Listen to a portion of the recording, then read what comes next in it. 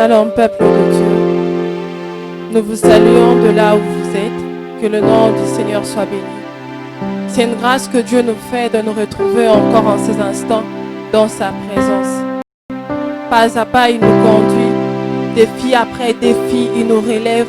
Et ce soir, j'aimerais que nous tous ensemble, de là où nous sommes, que nous disposions nos cœurs afin de réaliser l'amour de Dieu dans nos vies. Que nous réalisions le faveur que Dieu fait pour nous. Aujourd'hui, c'est les premiers jours d'un nouveau mois, les premiers jours d'un nouveau semestre. C'est une grâce que Dieu nous a faite.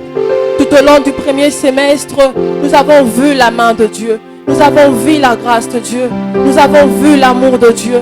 Ce soir, j'aimerais que de là où nous sommes, que nous puissions tous ensemble bénir le nom de Jésus. Tout en réalisant que ce que nous sommes, ce que nous devenons, n'est que fruit de la grâce de Dieu. De nous-mêmes, nous ne pouvons rien.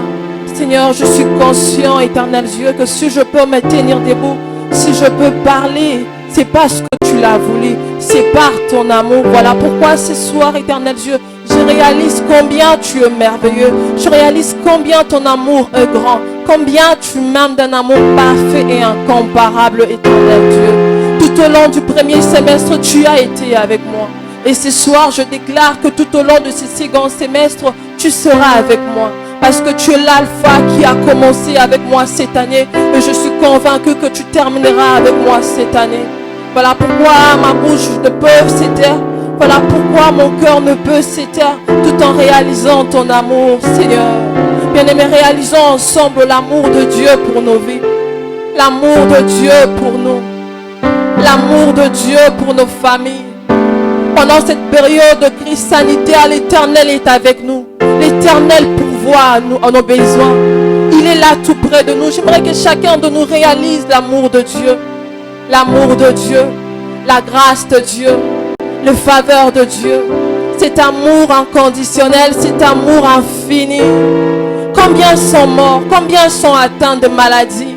Mais nous, par sa grâce, nous pouvons nous tenir debout. Nous pouvons témoigner l'amour de Dieu.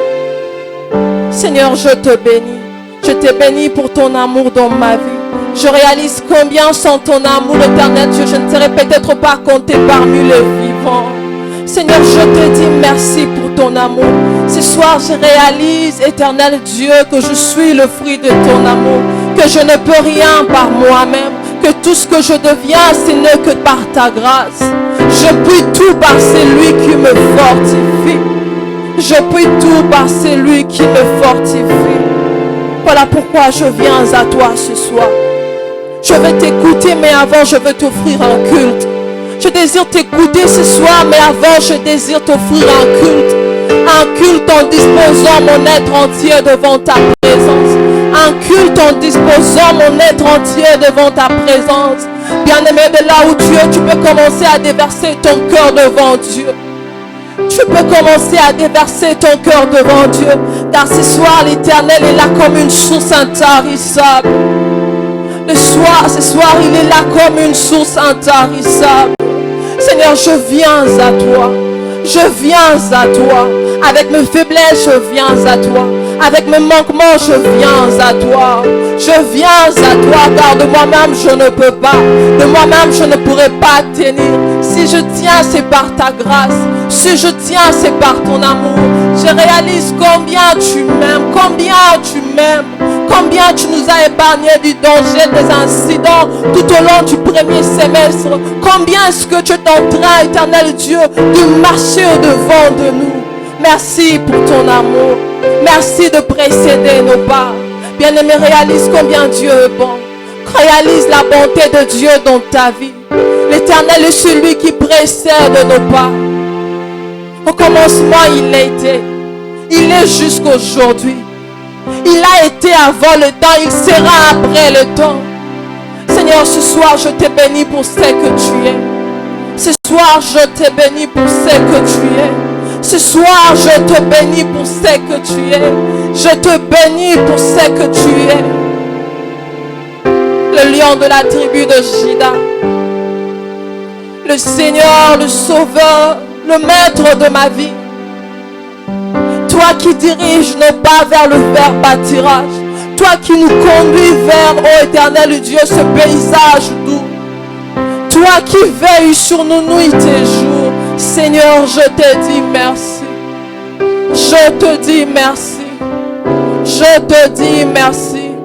Merci éternel Dieu pour tes hauts bienfaits dans ma vie.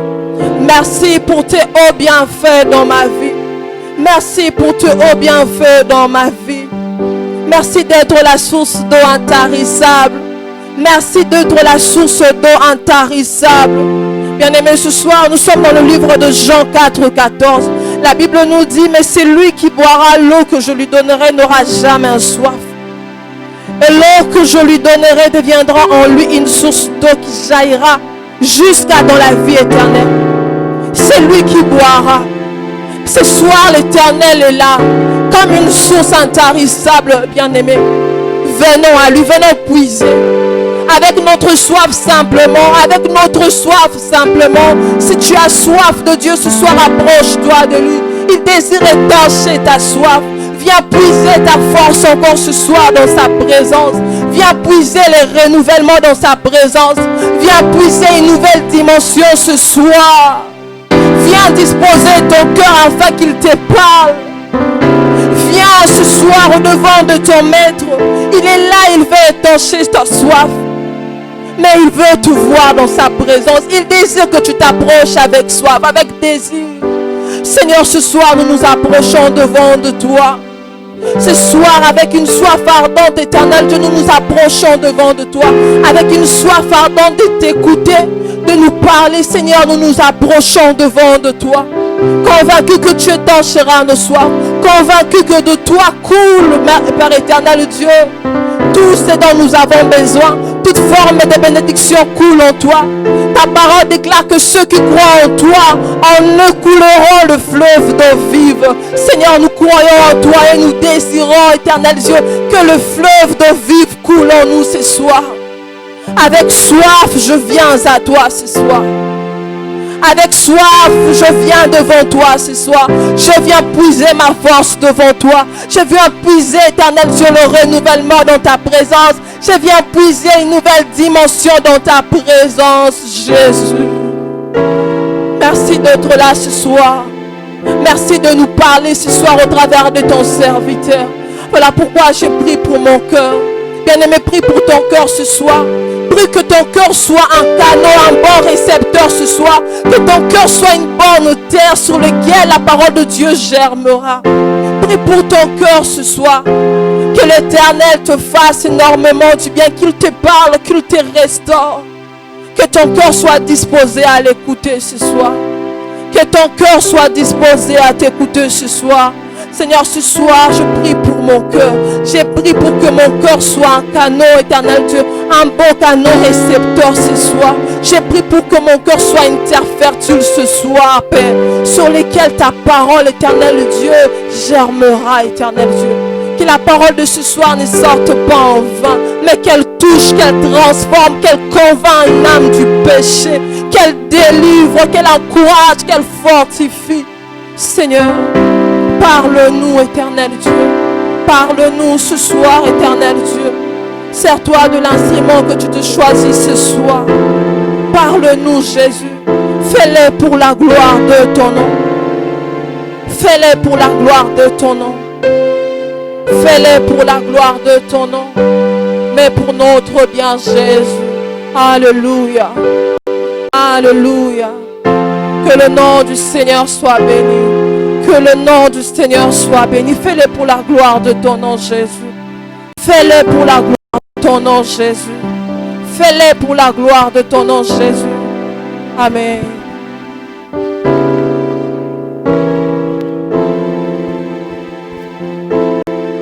Gloire à Jésus, gloire à Jésus, gloire à l'agneau de Dieu. Nous sommes encore heureux ce soir de nous retrouver dans la présence du Seigneur. Nous voulons vous saluer là où vous êtes. Je ne sais pas à quel moment vous êtes en train de nous suivre, le soir, le matin, la nuit, je ne sais pas. À tout moment, que la paix de notre Seigneur Jésus-Christ soit votre partage. Que la joie de notre Seigneur Jésus-Christ soit votre partage. Il se peut que pendant cette période où le monde entier est secoué, que vous passiez par des moments difficiles, mais puisse le Seigneur qui connaît les profondeurs des choses soit notre bannière et celui qui essuie nos larmes. Père, merci pour la grâce que tu nous donnes aujourd'hui de partager cette parole de Dieu. Je prie, Seigneur, que ta consolation soit notre partage. Je prie encore, Seigneur, que quiconque pourra écouter cette parole puisse recevoir la joie que produit le Saint-Esprit dans le cœur. Laisse que cette table soit préparée comme une véritable nourriture, puisse affermir nos esprits dans cette marche vers la destinée glorieuse qui sera bientôt manifestée. Merci Seigneur. Amen, amen, amen, amen. Nous bénissons Dieu pour la grâce de ce temps que Dieu nous donne. Et nous demandons au Seigneur de déverser sa grâce sur son Église et sur tous les hommes de Dieu qui travaillent pendant ce temps aussi particulier dans le monde entier. Nous avons une petite exhortation, une toute petite exhortation de quelques minutes. Et après, on peut adresser quelques mots de prière au Seigneur. Je veux lire avec vous dans le livre de Genèse très rapidement, avant de vous annoncer le sujet ou le thème de notre partage de ces instants merveilleux. Je suis dans Genèse chapitre 17. Genèse chapitre 17. Je veux lire juste le premier verset. La Bible dit: lorsque Abraham fut âgé de 99 ans, l'Éternel apparut à Abraham et lui dit: je suis le Dieu Tout-Puissant. Marche devant ma face et sois intègre. Marche devant ma face et sois intègre. Alors, si nous prenons juste le chapitre 16, le dernier verset, c'est le verset 16 aussi. Genèse chapitre 16, verset 16. Je prends même à partir du verset 15. Genèse chapitre 16, à partir du verset 15. Agar enfanta un fils à Abraham. Et Abraham donna le nom d'Ismaël au fils qu'Agar lui enfanta. Abraham était âgé de combien? Abraham était âgé de 86 ans lorsqu'Agar enfanta Ismaël à Abraham. C'est très important de lire cela. Genèse chapitre 16, verset 16 nous montre qu'Abraham avait 86 ans lorsqu'Ismaël est venu au monde. 86 ans lorsqu'Ismaël est venu au monde. Genèse chapitre 17, le premier verset nous montre que Dieu se révèle à Abraham comme le Dieu Tout-Puissant lorsqu'il a 99 ans. 13 ans après.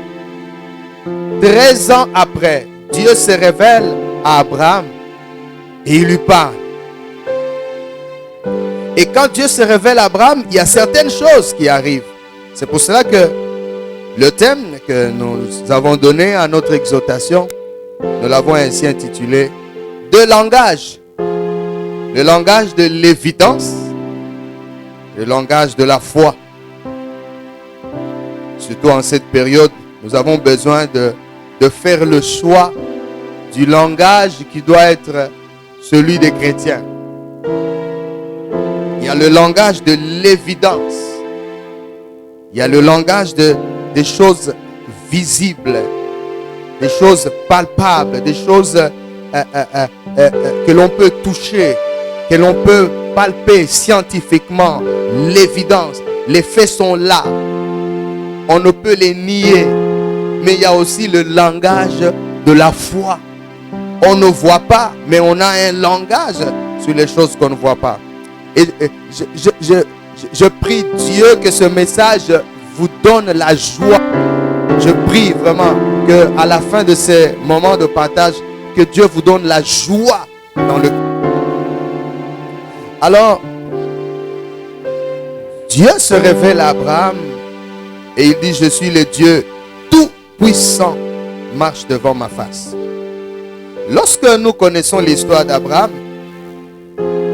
nous nous rendons compte que Abraham avait déjà la promesse d'avoir un enfant qui devait être son héritier, un enfant de la... Et cet enfant n'arrivait toujours pas. Et par l'interprétation de Sarah pour prendre Agar, Abraham est allé avec Agar et Agar nous a donné Ismaël. Et pour Abraham, Ismaël était le fils qui pouvait être son héritier. Ici, à 99 ans, 13 ans après, vous voyez, vous avez déjà eu un enfant. L'enfant a grandi. 1 an, 2 ans, 3 ans, 5 ans, 6 ans, 10 ans, 11 ans, 12 ans. Mais c'est fini. L'âge avance. Il n'y a qu'un seul enfant qui est né. Il s'appelle Ismaël. Et les choses vont évoluer de cette manière. Mais Dieu va attendre à 99 ans pour se révéler à Abraham. Et là, il se révèle comme le tout-puissant. Comme pour dire, rien n'est impossible. Je suis le tout-puissant. Marche devant ma face et sois intègre. Qu'est-ce qui découle de cette révélation? Premièrement, il change le nom d'Abraham en Abraham. Comme dit, pour dire, tu seras le père d'une multitude de nations. Deuxième chose, il lui donne le signe de la circoncision comme le symbole ou le signe de l'alliance fait avec Abraham. Tout mâle devait être circoncis. Et il change le nom de Saraï pour devenir Sarah. Ceci est très important. Maintenant, permettez-nous de descendre dans la lecture et vous allez voir le langage de l'évidence et le langage de la foi. C'est merveilleux. Quand Dieu change le nom d'Abraham à Abraham, il n'y a aucun problème. La révélation est apportée et il n'y a aucune une résistance. Quand Dieu institue la circoncision en lui disant tu vas garder le signe de la circoncision comme le sceau de mon alliance, il n'y a aucun problème. Mais lisez avec moi maintenant dans Genèse chapitre 17 à partir du verset 15. La Bible dit, Genèse 17, 15, Dieu dit à Abraham, tu ne donneras plus à Saraï ta femme le nom de Saraï, mais son nom sera Sarah. Je la bénirai. Ça c'est Dieu qui parle. Et je te donnerai d'elle un fils. Je la bénirai et elle deviendra des nations. Des rois de peuples sortiront d'elle. Dès que Dieu avait déclaré cela à Abraham, écoutez maintenant la réaction d'Abraham au verset 17. Abraham tomba sur sa face, il rit et il dit en son cœur, ça il n'a pas prononcé, mais il a parlé dans son cœur. Il a ri d'abord dans son cœur et il a dit dans son cœur, naîtrait-il un fils à un homme de 100 ans? Parce qu'il avait 99 ans, près de 100 ans. Et toujours dans son cœur, il dit, et Sarah, âgée de 90 ans, 90 ans, enfanterait-elle? Ça c'est dans son cœur. Mais maintenant le verset 18, ce qui sort de sa bouche. Abraham dit à Dieu, oh, qu'Ismaël vive devant ta face. Alléluia. Vous voyez ici, Dieu est en train de parler à Abraham. Mais Abraham rit. C'est-à-dire, il est en train un peu de mettre en réserve la révélation de Dieu. Alors qu'il venait de lui dire, il est le Dieu tout-puissant. Tout-puissant. Tout-puissant. Le verset 19, Dieu dit, certainement, Sarah, ta femme, t'enfantera un fils. Et tu l'appelleras du nom d'Isaac. Dieu donne le nom de l'enfant que Sarah devait enfanter. Alléluia. Alléluia. Mais l'évidence qui était là, c'est que Abraham avait 99 ans. Sarah avait 90 ans. Quelle est cette femme qui à 90 ans peut encore avoir la possibilité d'avoir son ventre en même de recueillir un enfant pendant 9 mois et de le mettre au monde? Donc nous étions là devant deux langages.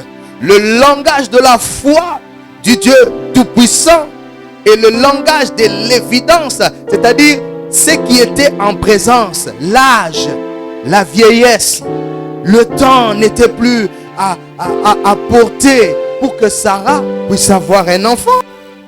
Mais Dieu dit certainement Sarah aura un fils et son nom sera Isaac. Je le dis.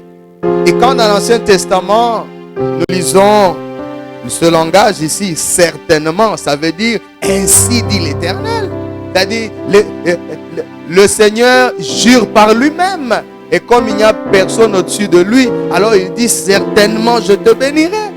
Si nous étions dans la nouvelle alliance, nous dirions en vérité Abraham, je te dis. En vérité. Donc je m'engage dans cette histoire. C'est moi qui actionnerai l'aboutissement et l'accomplissement des choses que je suis en train de te déclarer. Ça ne dépend pas de tes efforts. Et Abraham va dire, qu'Ismaël vive devant ta face. Maintenant, nous allons dans le Nouveau Testament. Romains chapitre 4, le verset 19. Nous sommes dans l'épître de Paul aux Romains. Je vous ai dit que cette parole va vous donner beaucoup de joie. Romains chapitre 4. Je vais lire même à partir du verset 17.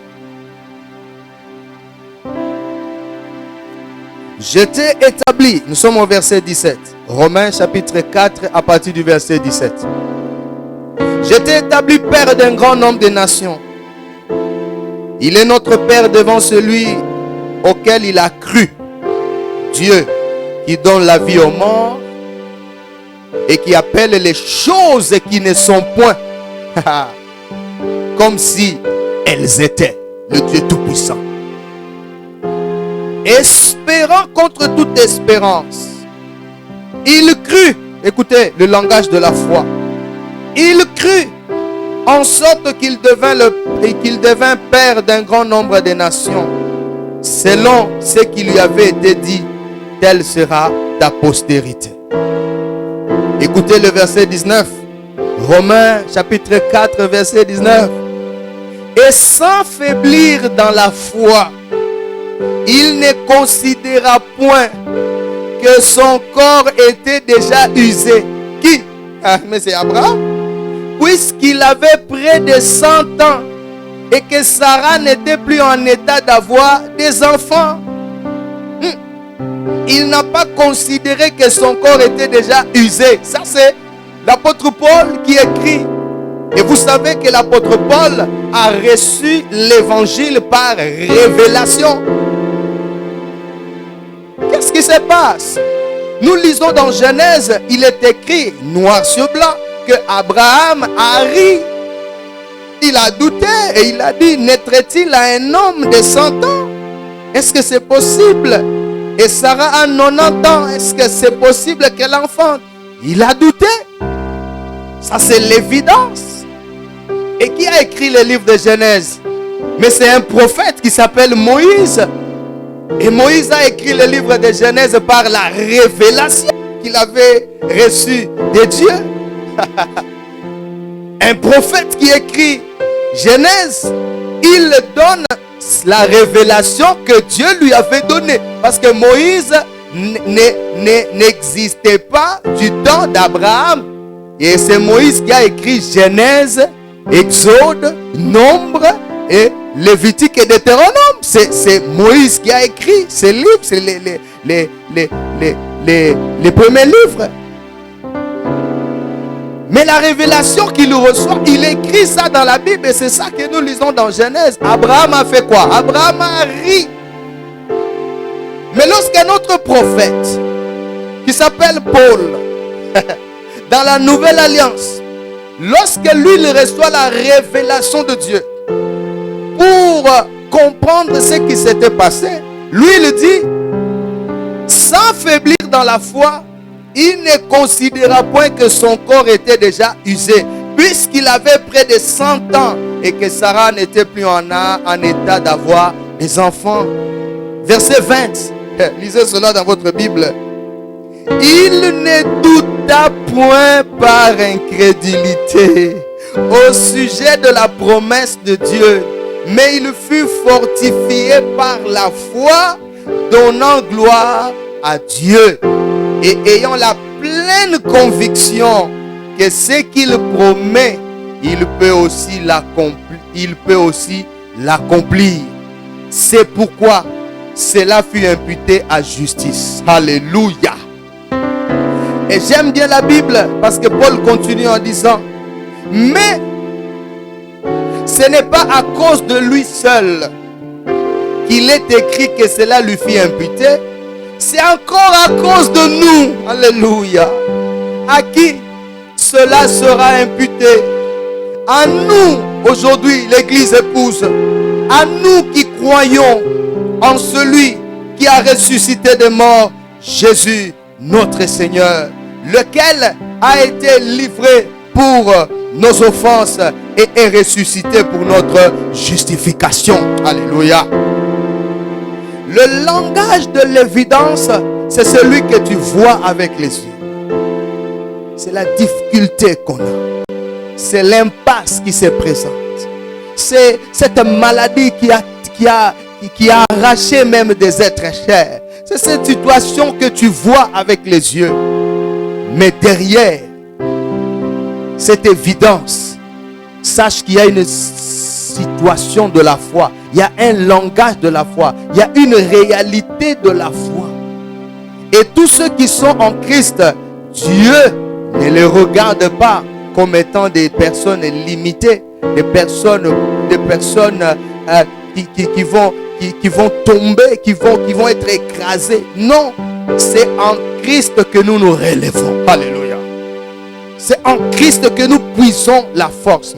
Et nous ne devons plus avoir le langage de l'évidence. Plutôt, nous devons avoir le langage de la foi. Je me suis posé la question, mais est-ce que frère Paul avait bien lu le livre de Genèse pour qu'il puisse écrire cela? Mais oui, il connaissait ce qui était écrit dans la loi, l'Ancien Testament. Et il savait qu'Abraham avait ri. Mais ici, on ne parle pas qu'Abraham avait ri. Mais si on dit qu'Abraham ne douta point par incrédulité. Donc quand Dieu regarde Abraham, Dieu ne regarde pas ses faiblesses, il ne regarde pas ses doutes. Il dit certainement je te bénirai. Cela ne dépend pas de toi. C'est moi qui décide de te bénir. C'est moi qui décide de te sauver. Et la Bible dit pour nous de la Nouvelle Alliance, lorsque nous étions encore des pécheurs, nous ne cherchions même pas Dieu. Nous n'avions même pas besoin de lui. Christ était déjà mort pour nous. Alléluia. Et il avait déjà payé les péchés, payé le prix du péché à la croix de Golgotha. Tout ce que Dieu nous demande aujourd'hui, c'est de dire, je crois en Jésus-Christ. Amen. Le langage de l'évidence et le langage de la foi. Je prends un autre modèle. C'est celui de Sarah. Genèse chapitre 18. Quel est le langage que tu as pendant cette période où le monde est secoué? Je suis dans Genèse chapitre 18. À partir du verset 11. Lisez bien calmement là où vous êtes. Genèse chapitre 18 à partir du verset 11. Abraham et Sarah étaient vieux. Nous sommes dans le livre de Genèse écrit par Moïse. Et Moïse a reçu la révélation pour écrire ce livre. Donc nous ne sommes pas en train de lire un livre écrit par n'importe qui. Nous sommes en train de lire un livre écrit par Moïse. Moïse qui parlait avec Dieu face à face. Moïse qui a reçu les tables de la loi à la montagne après 40 jours et 40 nuits. Donc on ne parle pas de n'importe quel écrivain. On parle de Moïse qui a écrit le livre de Genèse. Et ici il dit, nous sommes au verset 11. Abraham et Sarah étaient vieux, avancés en âge. Et Sarah ne pouvait plus espérer avoir des enfants. C'est la vérité de la parole. Verset 12. Elle fait quoi? Elle rit en elle-même. Sarah aussi a ri. Abraham aussi a ri. En disant, maintenant que je suis vieille, aurais-je encore des désirs? Mon Seigneur, qui était Abraham, aussi est vieux. Ça c'est Sarah qui dit dans son cœur. L'Éternel dit à Abraham, pourquoi donc Sarah a-t-elle ri en disant, est-ce que vraiment j'aurai un enfant, moi qui suis vieille? Y a-t-il rien qui soit étonnant de la part de l'Éternel? Au temps fixé, je reviendrai vers toi à cette même époque et Sarah aura un fils. Alléluia. Vous avez là le langage de l'évidence. Mais vous avez aussi le langage de la foi. Et le langage de la foi, c'est le langage qui découle de la parole de Dieu. C'est le langage qui découle de la vérité de l'évangile. C'est ce langage qui doit sortir de ma bouche. C'est cette déclaration qui doit sortir de ma pensée. C'est pourquoi je dois manger la parole. Je dois lire la parole. Je dois méditer la parole. Afin que lorsque je pense avec la parole. Lorsque je parle avec la parole. Lorsque je prie avec la parole. C'est ça qui produit la foi au-dessus des évidences. Car elle eut peur. Elle dit, au contraire, tu as ri. Ça c'est bien écrit dans le livre de Genèse. Maintenant allons dans Hébreux chapitre 11 pour voir le langage de la foi. Et je suis en train de prier que le Seigneur t'accorde la grâce d'avoir le langage de la foi. Hébreux chapitre 11. Je suis au verset 11. Hébreux 11, 11. Hébreux 11, 11. C'est par la foi que Sarah elle-même, malgré son âge avancé, fut rendue capable d'avoir une postérité. Pourquoi? Écoutez la suite. Parce qu'elle avait cru à la fidélité de celui qui avait fait la promesse. Mais dans Genèse, on a dit, elle a ri, elle a douté, elle a dit, mais comment, moi je peux avoir un enfant? Et mon Seigneur, peut-il avoir des désirs? Non, ça c'est l'évidence que nous lisons dans Genèse. Mais ici, c'est le langage de la foi. Parce qu'elle crut à la fidélité de celui qui avait fait la promesse. C'est pourquoi d'un seul homme, déjà usé de corps, naquit une postérité nombreuse comme les étoiles du ciel, comme le sable qui est sur le bord de la mer et qu'on ne peut compter. Bien-aimé en Christ, quel est le langage que tu as pendant cette période? As-tu le langage de la foi ou le langage de l'évidence? L'évidence, c'est ce que tu vis. L'évidence, c'est ce que tu vois. L'évidence, c'est ce que tu touches avec, avec tes sens. C'est ce que tu entends. Ça, c'est palpable. Mais le langage de la foi, celui-là découle de la parole de Dieu. Et c'est ça que nous devons avoir. Et c'est ce que ici, l'auteur à l'épître aux Hébreux est en train de démontrer, exactement comme l'apôtre Paul l'a aussi écrit lorsqu'il s'est adressé aux Romains en parlant d'Abraham. Dieu désire alors que nous ayons le langage de la foi au-dessus du langage des évidences. L'évidence aujourd'hui, c'est une maladie qui frappe le monde. Mais quel est le langage de la foi que la parole de Dieu a pu communiquer dans ton cœur au-dessus du langage de l'évidence? Humainement parlant, on ne peut pas nier l'évidence. Mais c'est le langage de la foi qui peut changer l'évidence.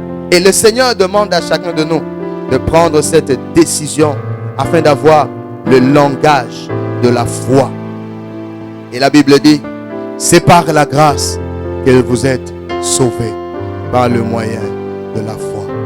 J'aimerais, bien-aimés, que là où nous sommes, nous puissions baisser nos têtes en prière pour 2-3 minutes et dire, Seigneur, Seigneur, je me suis laissé entraîner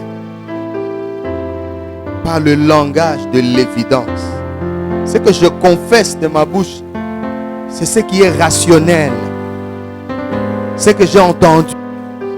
Des fois, à cause de certaines informations tellement effrayées qu'on n'a pas la force de se lever, de se réveiller la nuit pour prier. La foi vient de ce qu'on entend. Et ce qu'on peut entendre qui puisse donner la foi, c'est la parole de Dieu. Et cette parole, ce n'est pas la déclaration d'un homme, d'un spécialiste, d'un érudit, d'un homme politique ou d'un homme scientifique. Non, ce qu'on doit entendre, qui doit procurer la foi, c'est la parole, les saints, l'évangile de Jésus-Christ. Et c'est ça qui doit constituer le socle et la base de notre foi. Et lorsque cela est implanté dans le cœur, comme la Bible dit, c'est de l'abondance du cœur que la bouche parle.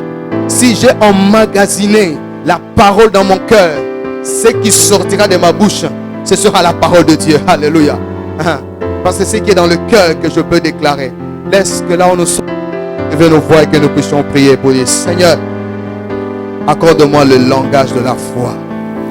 Devant les montagnes, devant des situations sans nom, des situations difficiles, donne-moi le langage de la Bible. Donne-moi le langage des Saintes Écritures. Aide-moi à aimer les Écritures, surtout pendant cette période où il n'y a pas d'église, il n'y a pas assez de prédicateurs en direct. Tout doit être suivi en ligne. Ce n'est pas la même chose, ça n'a pas le même impact. Mais on peut dire, Seigneur, accorde-moi la grâce de rester attaché aux Écritures et de puiser la force de la parole pour avoir le langage de la foi. Et c'est le langage que l'Église doit avoir pendant ce moment. Peu importe la situation par laquelle nous sommes en train de passer, laisse que le Seigneur nous accorde le langage de la foi. Seigneur, merci pour ta parole. Je prie qu'elle puisse avoir un effet dans nos cœurs, que nous soyons remplis de ta parole et que nous ayons le langage comme nous devons l'avoir, selon que nous venons de le lire dans les Saintes Écritures. Merci Seigneur. Ce n'est pas l'âge, ce n'est pas une limite humaine qui peut nous empêcher d'arriver là où tu veux que nous puissions arriver. Laisse que tu soutiennes chacun de nous, Père, et que nous puissions croire en l'impossible tant que cela vient de la parole de Dieu, de la révélation de Dieu. Merci, Père, de relever l'Église et de bénir ton peuple de par le monde. Au nom de Jésus-Christ, nous avons ainsi prié. Amen. Amen. Amen. Que Dieu vous bénisse là où vous êtes. Que la grâce de Dieu repose sur chacun de vous. Nous avons été très heureux que vous puissiez nous suivre. Si vous pouvez partager aussi ce message à tous ceux que vous aimez et qui peuvent aussi être fortifiés à travers ce message, faites-le, n'hésitez pas. En termes de communiquer, nous demandons à l'Église, à tout le monde, d'observer les mesures d'hygiène pour lutter contre ce virus qui frappe le monde, le Covid-19. Nous avons nos cultes en direct chaque mercredi et chaque vendredi à partir de 17h30. Chaque mercredi et chaque vendredi à partir de 17h30. Et si vous êtes aussi membre de l'église Évangile de Vie Mboudi et que votre numéro est encore enregistré, faites-nous parvenir votre numéro. Vous pouvez recevoir le même message sous d'autres formats comme YouTube. Et vous allez suivre le message juste après. Nous avons la prière des sentinelles sur l'application Zoom chaque lundi et chaque vendredi à partir de 23h juste jusqu'à 24h juste. Si vous n'avez pas aussi l'application Zoom, téléchargez cela afin de participer à la prière des sentinelles. Que la paix et la grâce de Jésus-Christ soient dans vos maisons, dans vos familles, au nom de Jésus-Christ de Nazareth. Shalom.